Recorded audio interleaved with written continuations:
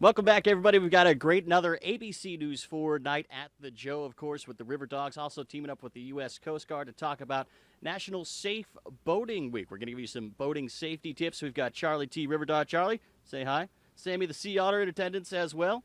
Hey, buddy, how's it going? Good? Fantastic. Everybody's got their life jackets on. Everybody is boating safe, and we want to talk all about National Safe Boating Week. Jennifer Heisler with the Coast Guard is here right now to tell us about National Safe Boating Week and why we're doing this effort. Sure, John. Do you know in the state of South Carolina there are more boats registered than cars?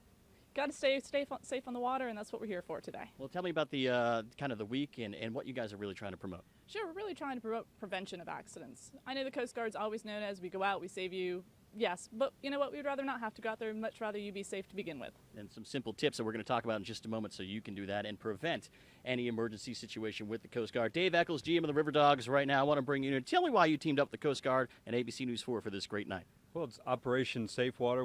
That's a great combination, we think. Charleston loves their water, loves the boats, and we want them to be safe on the boats and come out to a River Dog game.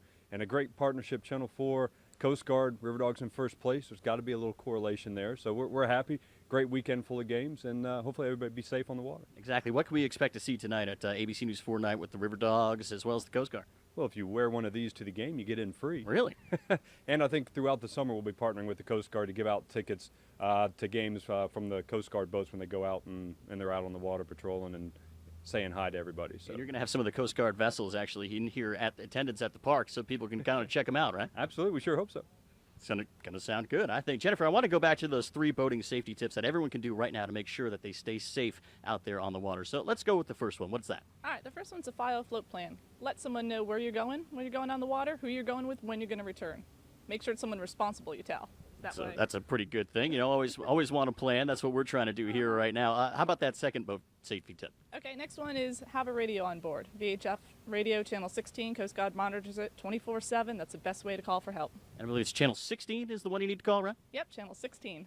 And someone's always going to be on the other end of that line, correct? Yeah, you're going to find someone from the Coast Guard from either sector or station Charleston will be there to help you. And they can help you out if you do run into an emergency. How about that third tip that'll keep you safe on the water? John, I think that you're a perfect example of the third tip today, life jackets. I like that. And Sammy the Sea Otter's got his on as well. Now, this is kind of a special life jacket as well. I've heard that it inflates itself, correct?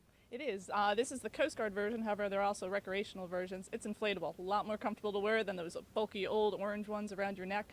This will go off automatically when you hit the water.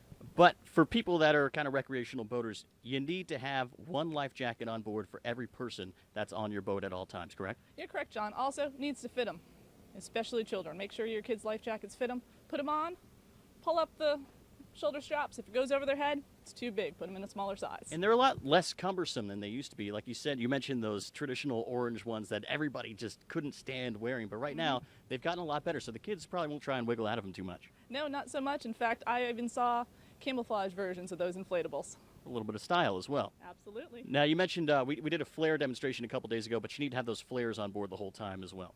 Yes, you do need to have flares on board. We recommend both day and night signals. And we're going to be actually demonstrating some here at the Joe tonight. 7th inning stretch. Come on out and see. Couple of fireworks tonight. We can't wait for that, of course. Now, I want to go back to this fantastic life jacket a little bit because I hear that I can even inflate it. And I'm not so good at technology, but here we go. All right, everybody stand back. You ready, Dave? I'm ready. Charlie, you ready? Here we go. 1, 2, 3. I don't know what happened. What happened? Am I drowning? Oh, there we go.